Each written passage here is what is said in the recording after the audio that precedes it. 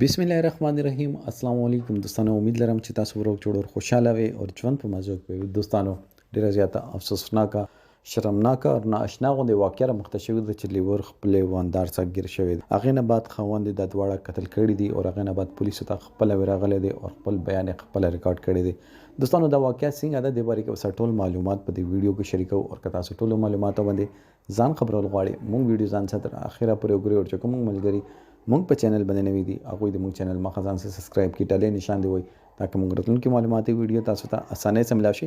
دوستانو قیامت نه مخکې قیامت ولې ضروری ده اخر د فحاشي مونږ د معاشره کې څنګه رد نه شوی ده اخر مونږ خپل نفس خلاف جهاد ولې نشو کول دوستانو دا ټولو خبرو جواب نه ملوي حالانکه ټولو نه افضل جهاد چې دا هغه خپل نفس خلاف جهاد دا خدالته نن سبا معاشره کې انسان خپل پردې ار کړی دی مخکې دا چې خپل به محفوظ پردې ته واړول حالانکه ډیر واضح اسلام کې راغلی دی چې زنا یو قرض دا هغه به نسل نه وځي چې څنګه هم وتلو دوستانو مونږ دا سوچ نه کوو مونږ خپل آخرت سوچ نه کوو آخرت کې به مونږ خپل حساب څنګه ورکوو او دوستانو بس مونږ یو ټارګټ وی چې ستر کې باندې خپل نفس خواهش پورا کړو دوستانو که مونږ د خلاف جهاد وکړو شیطان مونږ چې دا کار چې وشلو د شیطان وکړو دغه شیطان ته لار څوک ورکوي شیطان ته لار خان دا نفس ورکوي چې ته د غلط کارو کومه دې کې څه نشته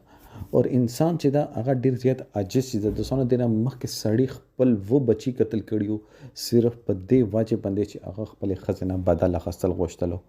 دوستانو اور بیا خپل مدعیت کې هغه اف ای آر هم درج کړو چې ما خزا بچی چاويشتي دي اور یو نوې رنگ ورکولو هغه واقعیت دغه کوشش کړو خو دوستانو هغه هم ناکام شوی خو سوال دغه ده اخر د فحاشي ولې مونږ د معاشري کې سوا شول ولې مونږ خپل بچو باندې حلال رزق نه خورو کوم خپل بچو باندې حلال رزق خورو نو دا کېدل نشي چې داسې واقعیت مونږ په دې معاشري کې رونما شي دوستانو دې لپاره مونږ ته مهنت کول ضرورت ده چې مونږ مهنت وکړو خپل خزو بچو مور او پلار باندې حلال رزق خورو نو دا کېدل نشي د معاشره مخکې مونږ درنه پښتنو هغه به مهنت کول هغه به کانی متول خپل حلال رزق به ګټل او خپل بچو باندې بخورول او نن سبا داسې نه ده نن سبا دا چې څنګه بلچا حق وای مرداړه کولو نن سبا یو سټایل جوړ شوی یو ټرند جوړ شوی دی هغه واجب باندې بیا اولاد هم داسې راوځي چې